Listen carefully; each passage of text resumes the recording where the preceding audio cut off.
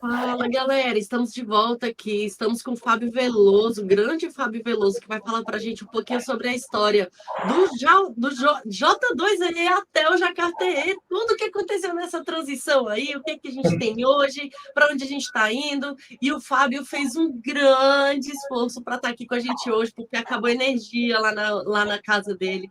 E ele fez tudo para poder estar aqui. Então, assim, eu estou muito ansiosa pela sua palestra, Paulo, Fábio, e estou muito agradecida também, viu, pelo esforço.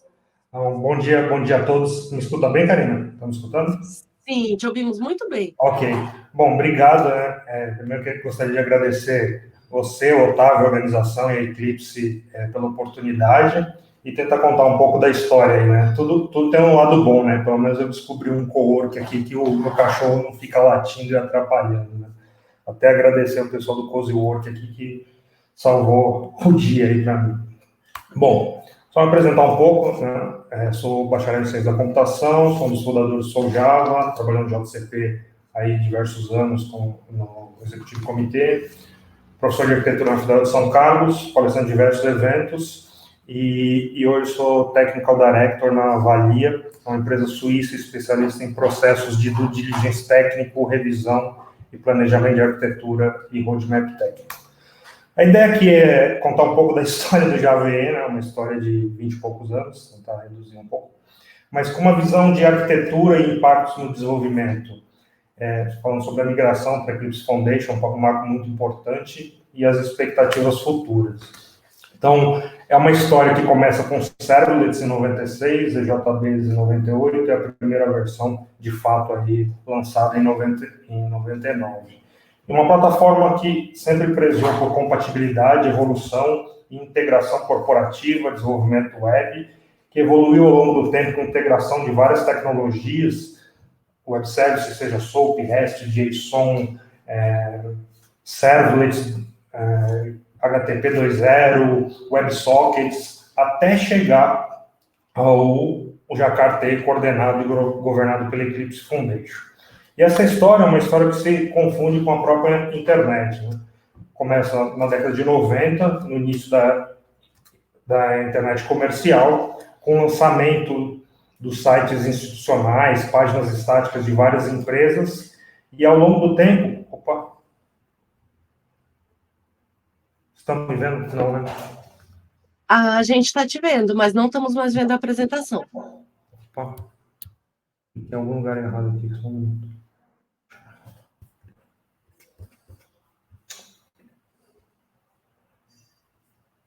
Só um minuto, por favor.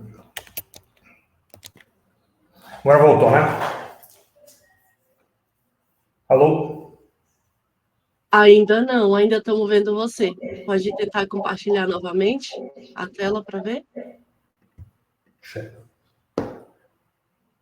E agora? Aí a gente está vendo sem modo apresentação. Acho que só falta dar o play. Aí, valeu.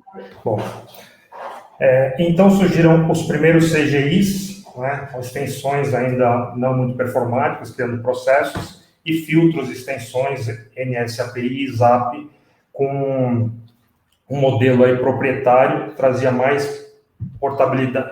portabilidade, mas mais performance. Então a Sun vê uma oportunidade nesse momento de resgatar um projeto que foi criado para a TV digital, renomeando esse projeto para Java, lançando não só a linguagem, como a própria máquina virtual como plataforma de distribuição de software. Assim começamos a ver os applets, além de toda essa estrutura de CGI e NSAPI, proporcionando um maior dinamismo na web, criando aplicações um pouco mais interativas.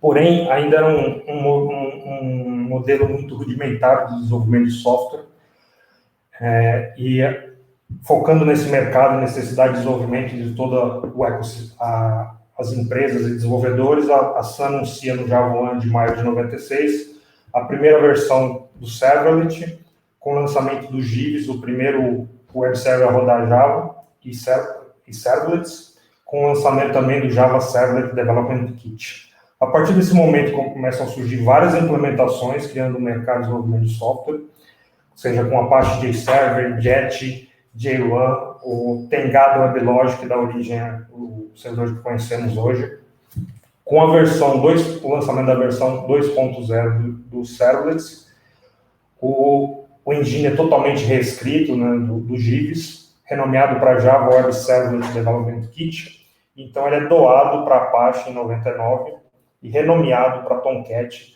dando origem ao servidor que existe hoje.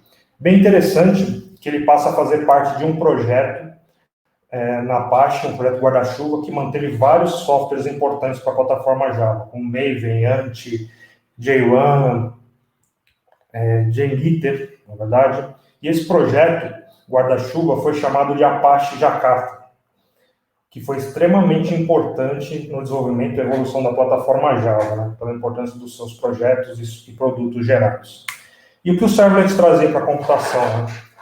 Né? Melhor performance do que os CGIs, rodando como thread do servidor de aplicação, com consequência maior escalabilidade, proporcionando também uma comunicação entre processos dentro do servidor através de pipe streams mais performática do que chamado de sistema operacional, sendo não volátil, por não ser não volátil, depois que você coloca o servlet no ar, ele permanece, então você pode buscar um outro servlet através de servlet context e fazer a comunicação. Além de todas essas vantagens técnicas, qual era a grande vantagem? Trazia pela primeira vez portabilidade, independência de servidor e fornecedor e possibilidade de escolha.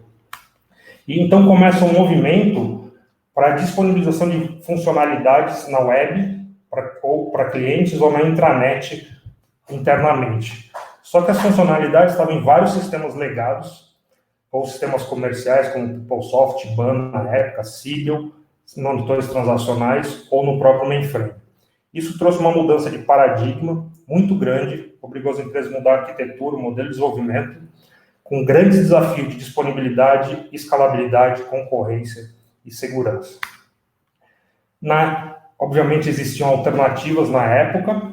A principal alternativa era o Corba e os objetos distribuídos, com muitas empresas comprando ou desenvolvendo seu próprio barramento, ou usando softwares de AI com tecnologias proprietárias, falta de padrão e até com custo muito alto, seja desenvolvimento, licenciamento ou serviço de treinamento. Com um desenvolvimento extremamente complexo e gerando dependência de fornecedor.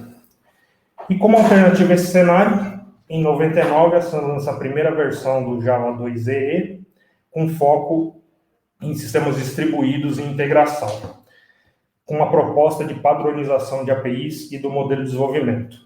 Além dos servlets, o lançamento de várias tecnologias de integração, banco de dados, serviço diretório, transação, e principalmente o lançamento dos famosos Enterprise Java Beans para implementação de regras de negócio.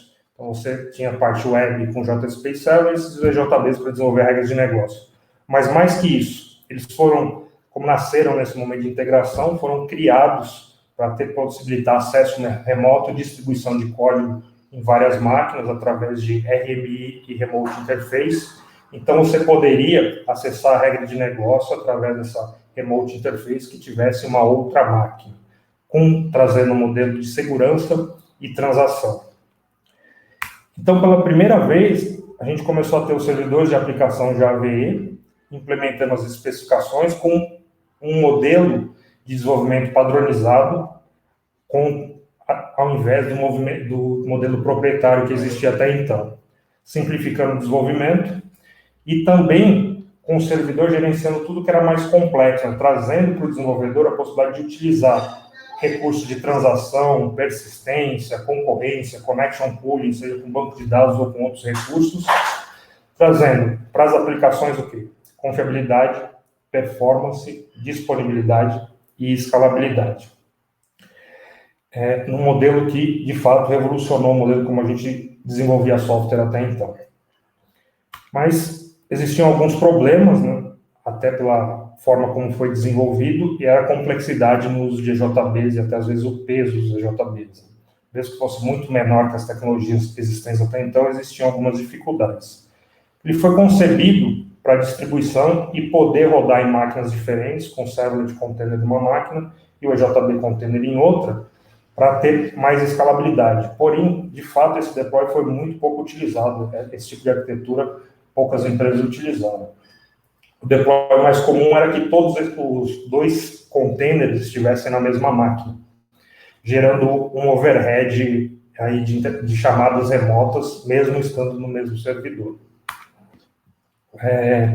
Em 2001, foi lançada uma nova versão, uma bem importante também, com foco em tornar a plataforma mais robusta. Resolveu a questão do remote interface, trazendo o local interface. Então, se você tivesse os containers na mesma máquina, você já poderia fazer chamadas locais sem overhead. Os NTBeans, que eram opcionais, se tornaram mandatórios na especificação, e uma API de autenticação e autorização padronizada para integração de sistemas. E uma API de processamento de XML, o JAXP. Mas o mais interessante nessa versão foi que foi a primeira versão desenvolvida dentro do JCP, com a participação de várias empresas, criando esse ecossistema e uma comunidade que contribuísse para o desenvolvimento da plataforma, trazendo várias outras empresas especialistas, líderes de mercado como Oracle, IBM, HP, Fujitsu, aí representantes históricos no JCP, que traziam os especialistas nas tecnologias para ajudar o desenvolvimento da plataforma. Nessa versão, também foi introduzida a arquitetura de conectores, com um modelo de programação padronizado para acessar sistemas corporativos através desses conectores. Esses conectores portáveis entre servidor de aplicação, tornando não só os servidores, os conectores como sua aplicação desenvolvida nesse modelo portável. E gerenciando, de novo, aspectos complexos, como gestão de conexão, segurança, transação, isso tudo embutido para que o desenvolvedor pudesse usar, não se preocupar em desenvolver todas essas conexões e integrações que eram diferentes, obviamente, em cada tipo de servidor. E assim, o Java trazia o quê? Uma série de padrões para aplicações corporativas, seja conexão de banco, componentes corporativos, acesso a banco de dados, middlewares e integrações. Com as melhores empresas e implementações, fazendo as melhores especificações e implementações baseadas em padrões abertos. Pela primeira vez, trazendo portabilidade entre servidores, possibilitando escolha e evitando vendor lock-in. Com tudo isso, com servidores de aplicação implementando essa infraestrutura básica, o desenvolvedor podia focar mais em negócio e funcionalidades para uma entrega mais rápida, aumentando a produtividade. O servidor de aplicação trazia todas essas funcionalidades, como action pool, integração de sistemas legais, integração com o banco de dados, para que você possa desenvolver a sua regra de negócio. Ainda focando e avançando em integração corporativa, em 2003 é lançada a versão 1.4. O foco dessa versão foi o desenvolvimento de web services para integração corporativa. Num contexto onde a gente falava muito sobre SOA, integração de XML com web services, barramentos USB, BPM, e era necessário que a plataforma desse suporte a isso. Mas aí a gente vê que é interessante, né? Um contexto de SOA, de 2003, que já se falava muito de componentização, exposição de serviços para velocidade de entrega e funcionalidades de negócio, né? A história se repete, agilidade para entrega de funcionalidades. Porém, nessa época já ocorriam erros que a gente vê repetidos hoje no desenvolvimento de microserviços. Granularidade, falta de monitoração, falta de governança e controles intrínsecos aos sistemas distribuídos, como timeout e retry. Essa versão trouxe uma série de especificações associadas a web services, como processamento e bind de XML, porém a principal especificação e tecnologia foi o JAX RPC, que possibilitava a criação tanto de clients como servers, web services client e endpoints web services, encapsulando SOAP sobre HTTP. E assim os web services foram introduzidos na plataforma Java. E nesse momento, era o boom do Java EE, com várias empresas utilizando, mercado gigantesco, integração na maior parte das grandes empresas, porém, existiam algumas complexidades, apesar de toda evolução, de toda preocupação de evolução na tecnologia e adaptação às necessidades dos mercados, começaram a aparecer os problemas. Excesso de XML, deployment de scripts para configuração, dificuldade para testar e implantar. Se você tivesse um EJB, precisava ter um container para fazer teste. Pesado no desenvolvimento e execução, tornando o desenvolvimento bem lento e trazendo complexidades para os desenvolvedores e para as empresas. Com foco em tornar o desenvolvimento mais simples, é lançada a versão 5, muito inspirada em vários frameworks open source, trazendo o quê? Um modelo de programação baseado em pojos e anotações, com muita injeção de dependência, que tornaram os deployment descriptors em XMLs opcionais, o que a gente chama de configuração por exceção. Se você estivesse utilizando o padrão, você não precisava trabalhar com os deployment descriptors, só mexeria neles se tivesse alguma exceção na configuração. Quem se utilizou muito nessa versão dessas anotações, desse modelo, foram os EJBs 3.0, uma nova versão do JB, o Java Persistence API, uma nova versão de persistência em Java, e uma nova versão de Web Service chamada JAX-WS. Para quem tiver curiosidade de ver como isso funciona, como é o processamento de anotações em Java, a base de tudo isso foi a JCR 175, que especifica como a plataforma Java SE processa anotações e tornando isso base para o desenvolvimento. E, portanto, tornando o Java SE 5 mandatório no uso de Java E5 e toda vez que você precisar usar esse modelo de anotações. Mas por curiosidade.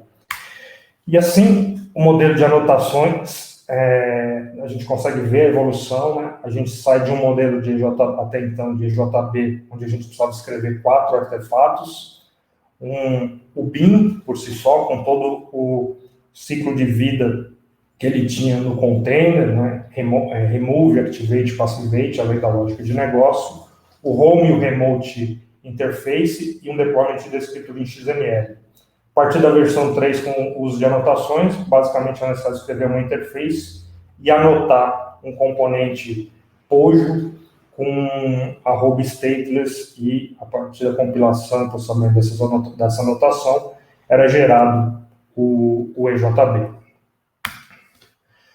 Já o Web Services, com várias especificações foram lançadas para trabalhar com Web Services na versão do Java E5, mas a principal foi essa JCR 224, que definia como era o desenvolvimento do JAX-WS. Tanto o parser como o bind não eram padronizados no JAX RPC e passaram a ser padronizados no JAX-WS através do lançamento do JAX-B e do Stacks, tornando todo o stack aí já padrão. Muita simplificação com o uso de anotações, trazendo anotações como @webservice, @webmétodo, @webparam. Também simplificando o modelo de desenvolvimento. Então, a gente pode ver com a anotação @webservice, você marcava a classe como um endpoint de webservice, @webmétodo definia o método ou os métodos que fossem ser expostos, e a partir disso, na compilação, toda a geração de WSDL e artefatos eram gerados apenas com essa anotação e a compilação na máquina pelo Java. Isso em evolução ao modelo de novo, que existia uma classe, que era o seu web service, um endpoint, um interface endpoint, e um deployment descriptor também em XML, que nesse caso, para piorar ainda, ele era não portável entre servidores. Então, se você até buscar na internet como curiosidade, você vai ver deployment descriptors diferentes. Nesse momento, como hoje, existia muito desenvolvimento de web. O padrão na época era o modelo MVC, né, Model View Controller. Existiam vários frameworks, mais famosos na época, o Struts, mas não existia nada padronizado dentro da plataforma Java de Java EE. Era um pedido da comunidade, bem como um modelo de componentes, onde você pudesse desenvolver componentes de front-end que pudessem ser reutilizados como calendário, por exemplo. E até com o lançamento do Java Server Faces, criou um mercado de empresas desenvolvendo esses componentes. Baseado em Event Driven Architecture, onde o servidor responde a eventos no cliente, sendo desacoplado de interface. Essa resposta do servidor poderia ser XML, WML, HTML, várias versões do que fosse necessário. Então, chegamos no Java EE 6, que é uma versão muito significativa por trazer um novo modelo de desenvolvimento, cada vez mais baseado em anotações, com o lançamento do CDI 1.0, trazendo também a especificação do JAX WRS para desenvolvimento de RESTful Web Services, Beam Validation para input de dados. A API de Serverless também ganha uma nova versão com modelo de anotações mais avançados, evoluções no JSF, e a outra novidade foi a criação de profiles. Até então, os application servers implementavam toda a especificação, com todas as integrações e todas as especificações, e se você precisasse desenvolver uma aplicação só web, não precisasse de web service, por exemplo, você precisava ter o full profile.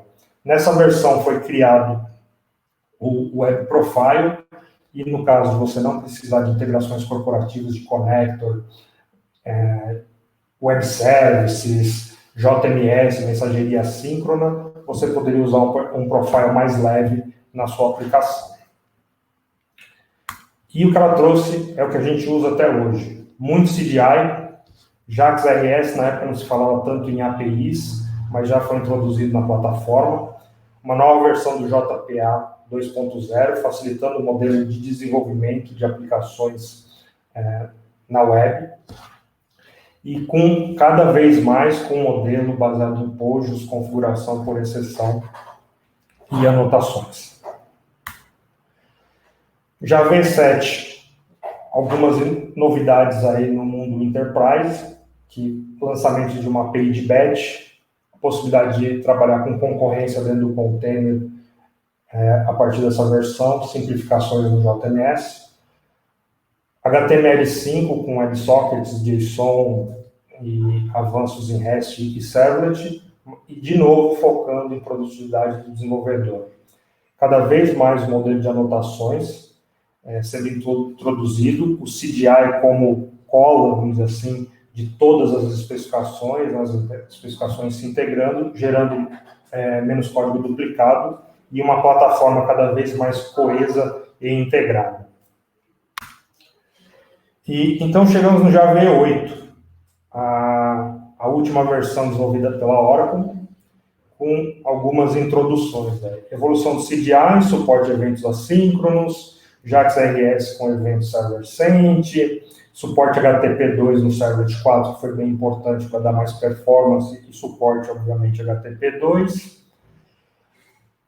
Uma nova API de segurança, que trazia um contexto de segurança universal injetável, autenticação independente de fornecedor via annotations, um conceito de identity stores que também podia ser injetável via CDI. Porém, essa versão ela talvez não seja tão marcada o que ela trouxe para a gente no desenvolvimento, mas também pelo todo o contexto. Java EE já tinha um histórico de prazos de lançamento que aumentavam a cada versão, mas isso foi se agravando ainda com a SAN no Java EE 6, cuja versão demorou 42 meses de desenvolvimento, Java EE 7 também 42 meses, chegando no Java EE 8, a versão que demorou 52 meses de desenvolvimento. Apesar de Java EE 6 trazer esse modelo que a gente usa até hoje, com CDI, JAX RS, uma série de evoluções no mecanismo com injeção de dependência, uma tecnologia com essa importância, uma plataforma, um ecossistema tão forte, não pode esperar tantos meses ou até anos para evoluir. A gente não espera que isso aconteça em 2, 3 meses, mas 42, 52 meses já é meio que inviável. E também a Oracle já tinha anunciado que não, apesar de querer continuar contribuindo com a plataforma, como foi falado, ela não queria mais liderar esse processo e queria doar todo o JVE e a governança e evolução do JVE para uma instituição open source, uma organização open source. Então, em setembro de 2017, a Oracle doa para a Eclipse Foundation todos os artefatos relacionados a JVE. Implementação de referência, API, especificações, documentação, Javadoc, Glassfish, teste de compatibilidade, e todos eles estão disponíveis no GitHub. Se você quiser olhar, entender, contribuir na plataforma, cada vez mais aberta a partir desse momento. Porém, o nome Java e a extensão namespace Javax, né, Standard Extension, não foi doado. Então, era necessário mudar o nome da plataforma e depois de um survey entre desenvolvedores, a comunidade, em homenagem àquele antigo projeto da Eclipse, responsável por evolução de vários projetos em Java e JVE, escolheu Jakarta como novo nome da plataforma e das especificações. Então, surge o Jakarta IE 8, que é a primeira versão sobre governança da Eclipse, ainda sem nenhuma mudança de API ou nomes, né? Basicamente uma mudança de brand, com o objetivo de ter versões mais frequentes, reduzir barreira de participação, desenvolver uma comunidade e esse ecossistema que já foi falado, gerenciar toda a marca Jakarta IE em nome desse ecossistema e comunidade. Com o objetivo também e desafio da evolução no mundo cloud, com containers e microserviços, que até então não tinha sido abordado. Então, temos, em novembro de 2020, foi lançada a versão do Jakarta IE 9, aí com a mudança dos nomes das APIs, não podia usar mais Java. Então, por exemplo, a gente trabalhava com Java Persistence API, passa a chamar Jakarta Persistence API. Java Servlet passa a chamar Jakarta Servlet. Enterprise Java Beans, Jakarta Enterprise Beans, e assim para todas as APIs, elas foram renomeadas. Mas essa mudança tem um impacto, mas a mudança realmente impactante é a mudança do namespace, que impacta todos nós desenvolvedores, onde a gente precisa fazer a troca do Standard Extension Javax para Jakarta. Então, aí a gente passa a ter Jakarta AWS, Jakarta JMS, Jakarta Servlet, e a gente precisa alterar o nosso código para que o código execute nessas versões. A partir dessa versão. Todos os artefatos já estão disponíveis aí no meio central. Se você quiser começar a testar, você pode baixar. Independente do mecanismo de build e gestão de dependência que você usa, seja Gradle, Hive ou Maven, eles já estão disponíveis. E para quem trabalha com Java EE full, a única dependência que você precisa colocar, você não precisa colocar uma série de dependências do POM, a única que você precisa colocar é essa do Jakarta EE API. E interessante notar que essa migração já traz alguns resultados positivos para a plataforma e para o ecossistema, ajudando no alinhamento de várias outras iniciativas importantes para o desenvolvimento de software e aplicações corporativas em Java, como o Spring, extremamente importante aí no nosso contexto corporativo de microserviços e Java, anunciou que a próxima versão do framework não só vai ser baseada em Java 17, como vai ter Java 9 como baseline. Então, vão alterar todo o framework internamente, e você, quando migrar sua aplicação, vai precisar também se adequar ao namespace. Outra iniciativa importante é o projeto da própria Eclipse, o Eclipse Microprofile, foi bastante falado aí no início, criado para o desenvolvimento de microserviços, nasceu com 4 APIs básicas, CDI, JSONP, JSONB e JAX-RS, e evoluiu com a introdução de outras APIs e especificações indispensáveis para o desenvolvimento de microserviços. Por exemplo, Health, Fault Tolerance para tratar timeout de try, Metrics, JWT Propagation, Config para externalização de configuração, e tendo essas APIs básicas já alinhadas aí, já sendo, desde o princípio, sendo Jakarta TI. Em maio deste ano, foi lançado um update menor, o Jakarta TI 9.1, que basicamente o torna compatível com Java 11, Java SE11. Porém, essas mudanças, a gente vê uma plataforma que vem evoluindo, vem a partir dessa migração fazendo uma série de alinhamentos, mas tecnicamente ainda não contemplaram uma mudança significativa e talvez a mais importante aí dos últimos anos da computação e como se faz computação, que é o advento do Cloud Computing. Seja ele qualquer versão IaaS, PaaS, SaaS, muda a forma de como a gente desenvolve software. Mas só o Cloud Computing, já escuto falar de Cloud Computing pelo menos 2008, 2009, com virtualização, que trouxe uma série de eficiências, mas mudou, de fato, muito pouco para nós desenvolvedores, né? Mudou a forma como tratamos infraestrutura, como consumimos software, como devemos evoluir as aplicações e expandir nosso negócio nesse ambiente com o uso mais racional de recursos computacionais. Porém, a grande mudança acontece, como já foi falado também, com a introdução do Docker em 2013.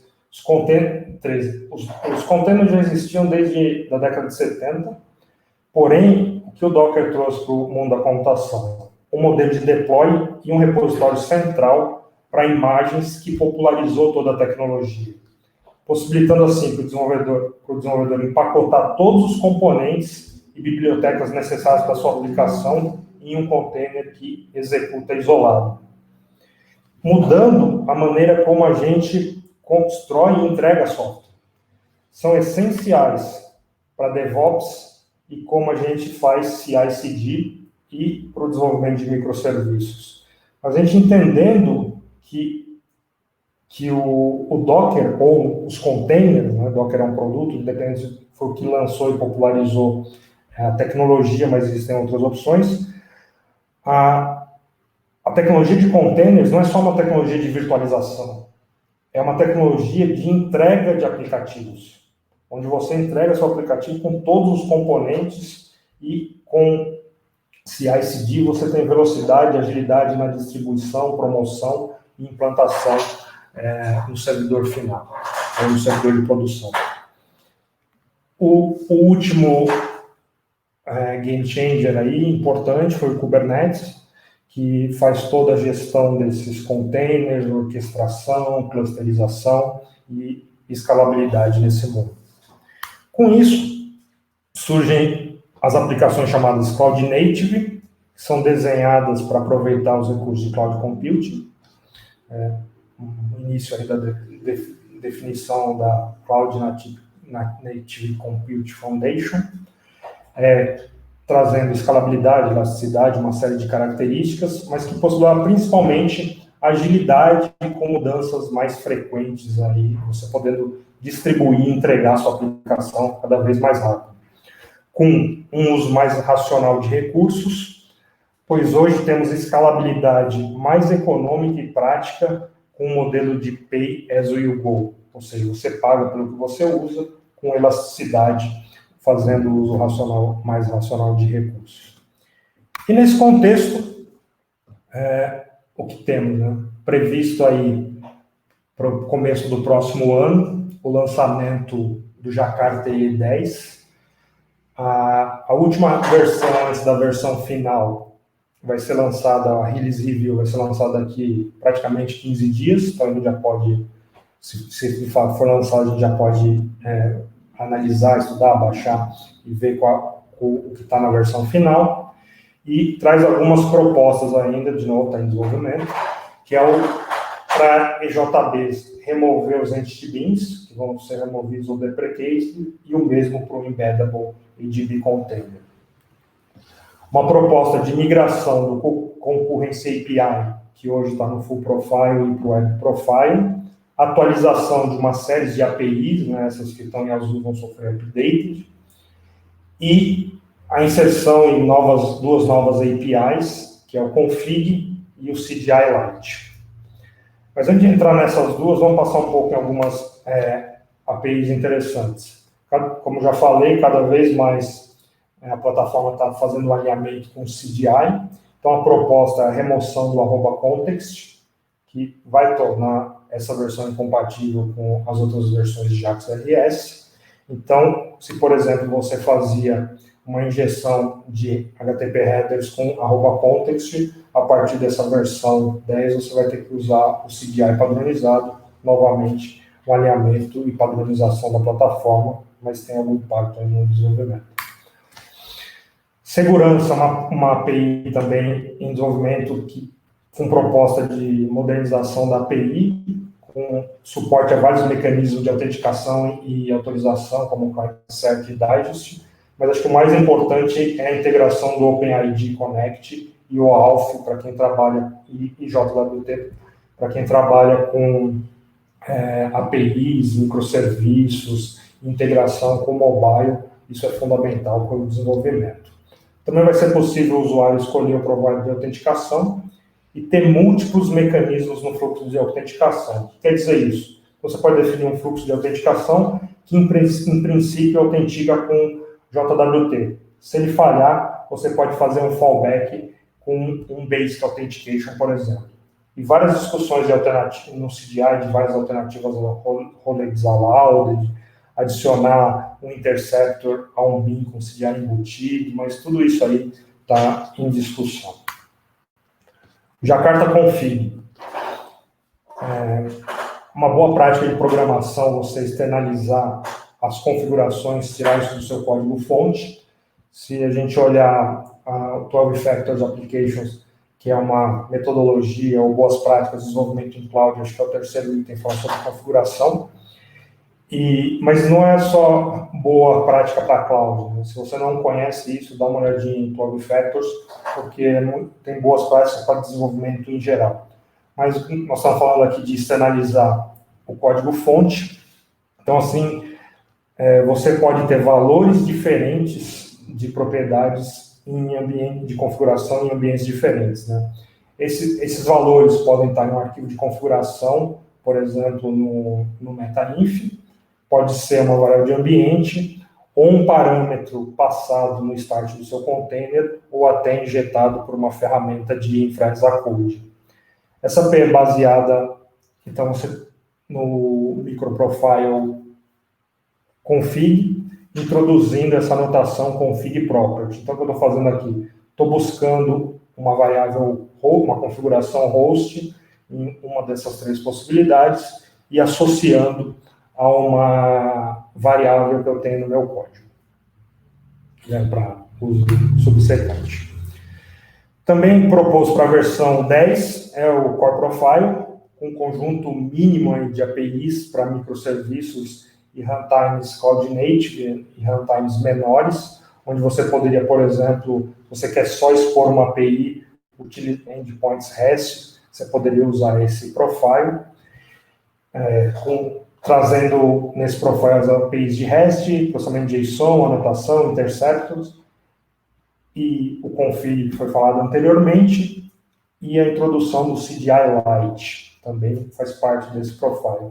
Esse profile é para desenvolvimento em ambientes menores. Então, a gente teria Full Profile, Web Profile e Core Profile na plataforma Jakarta EE, dando opção para você escolher qual é o melhor ambiente de execução e desenvolvimento, dadas as necessidades do seu projeto ou da sua empresa, ou fazer uma combinação de todos eles de acordo com a sua necessidade.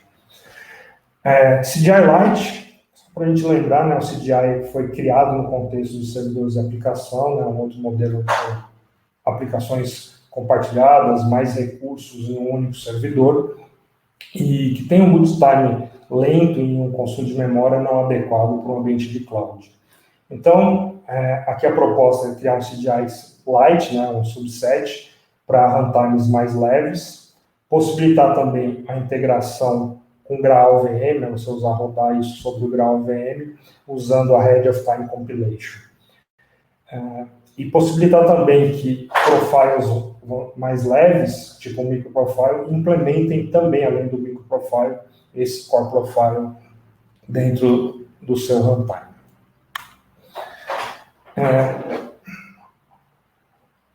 Essa versão já aborda alguns pontos de cloud, é uma adaptação necessária. Desde a versão 7, a gente vinha falando de AV7, tinha propostas de multi-tenant e evoluções para cloud. No Java 8, a proposta era a inserção já do config de health e acabaram não se concretizando. E cada vez mais, o que nós vemos, né? O crescimento de um deploy em container e menos em application servers com várias aplicações. Como vocês viram, os servidores de aplicação nasceram em um contexto de integração corporativa. As aplicações precisavam ser dinâmicas para diferenciar suas necessidades em um application server compartilhado. Porém, isso traz dificuldades de escalar eficientemente em um modelo de nuvem, seja por características do servidor ou da própria aplicação. Com o surgimento dos containers imutáveis e isolados, as configurações podem ser mais estáticas. Você vai ter uma única aplicação, e caso seja necessário fazer alguma alteração, você faz um redeploy automatizado com uma ferramenta de CI/CD. Lembrando que Jakarta TE é um conjunto de especificações que tem implementações em servidores com maior ou menor aderência e até implementando diferentes profiles para dar opções para o desenvolvedor e opções agora nesse momento de migração para cloud.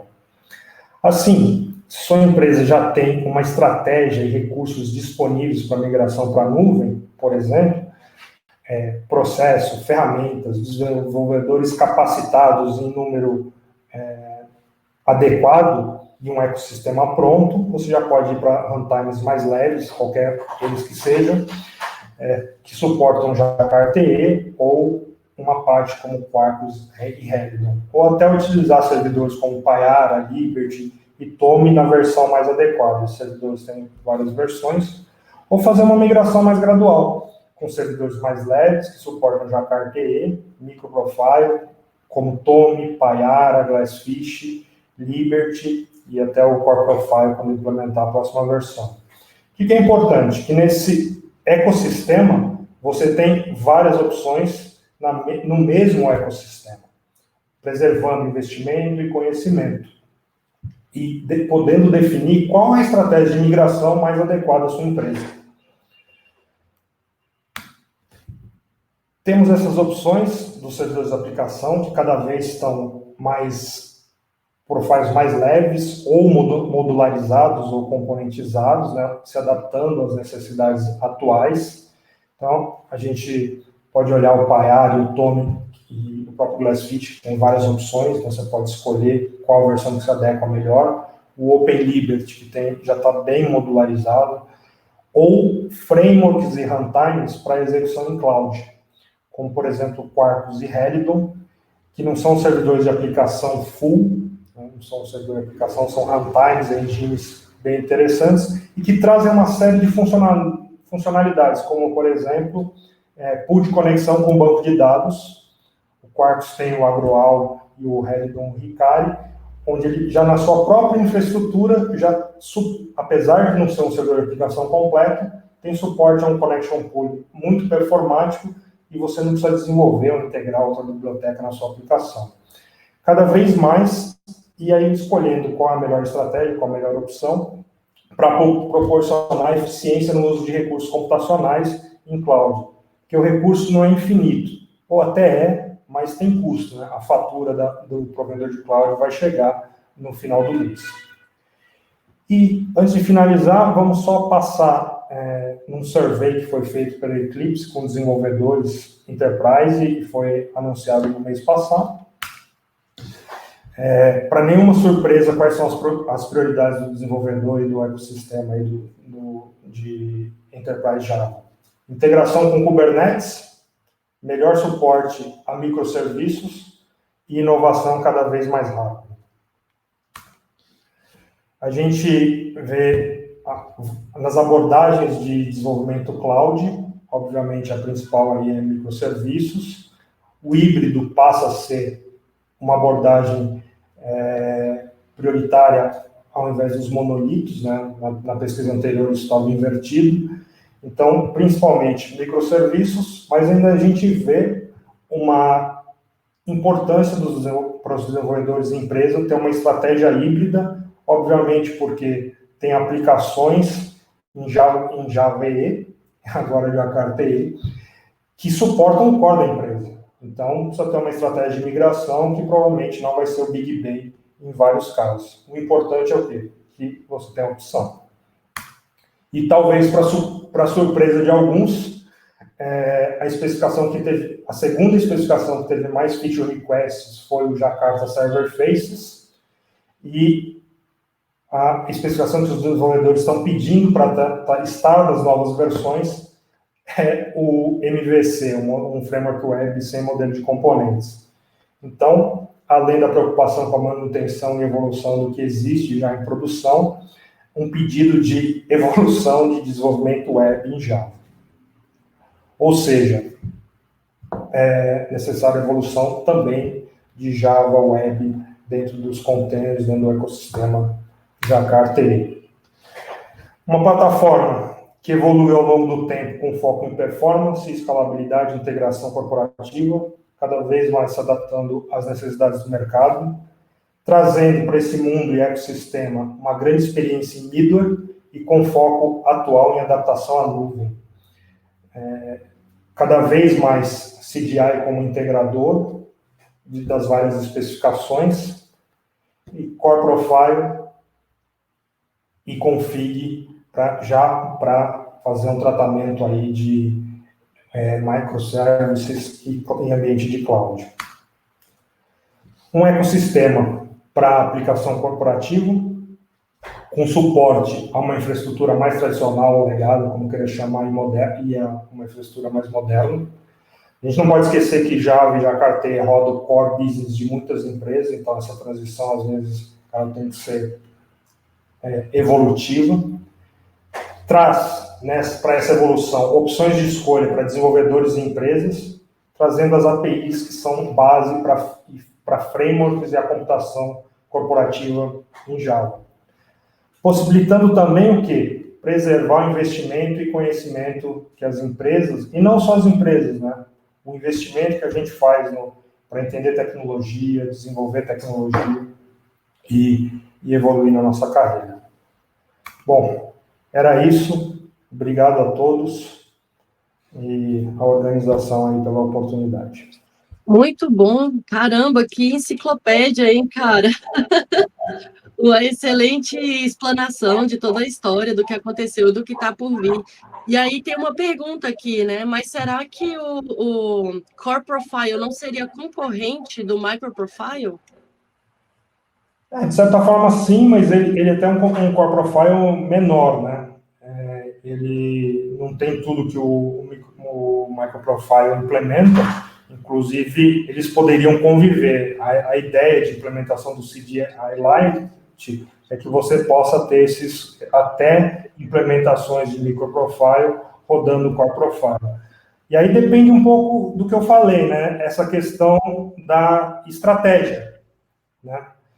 O que é melhor para a sua organização? Qual a situação da sua organização? Se você está preparado, de novo, né? Desenvolver microserviço não é fácil. Tem uma série de coisas que a gente precisa tratar, porque não sou contra. Mas quando você tira o servidor de aplicação, você perde tudo aquilo que o servidor de aplicação te dá. Transação, concorrência, transação distribuída, e você precisa construir isso na mão. Então, se você, por exemplo, tem uns legados, tem contrato com fornecedores, seja licenciamento ou até subscription, como a Red Hat, então você poderia, preciso começar a expor API ou RESTful. Você poderia, por exemplo, usar esse Core Profile só para fazer exposição de APIs em um servidor mais leve, por exemplo. É verdade, faz sentido. Excelente, galera. Tem o pessoal falando aqui, vou fingir que não lembro dessa história toda. Eu também não sei, eu copiei do Otávio. Você viu na internet, né? Bom, obrigado a todos aí, foi um... Aí a gente tem que tirar o lado positivo das coisas, né? Consegui descobrir um coworking, eu posso trabalhar sem ter meu cachorro latindo. Acho que perdi um pouco do início das palestras aí, mas as que eu vi foram bem interessantes. E obrigado a todos, espero estar com vocês aí durante todo o dia, até o final do evento. E se alguém tiver uma dúvida aí, pode me buscar aí no LinkedIn ou no Twitter, que eu estou disponível. Não, excelente, cara. E assim, a parte boa também é que essa talk sua vai estar gravada. Ela é uma aula para todo mundo, assim, principalmente quem estiver chegando em 2021, depois de 25 anos, né? Pode vir aqui entender, e principalmente quem trabalha com legado, que está começando hoje, pode vir entender um pouquinho do que aconteceu, do porquê a gente está onde a gente está e para onde a gente está indo, cara. Então, muito obrigada por isso. Opa, falhou um pouquinho. Só repete essas últimas palavras aí que a gente vai fechar a sala.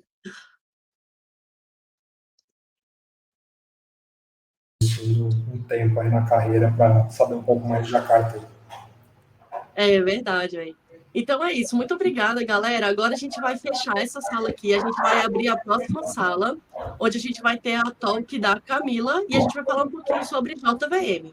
Então, vejo vocês lá na próxima sessão, tá bom? Tchau, tchau.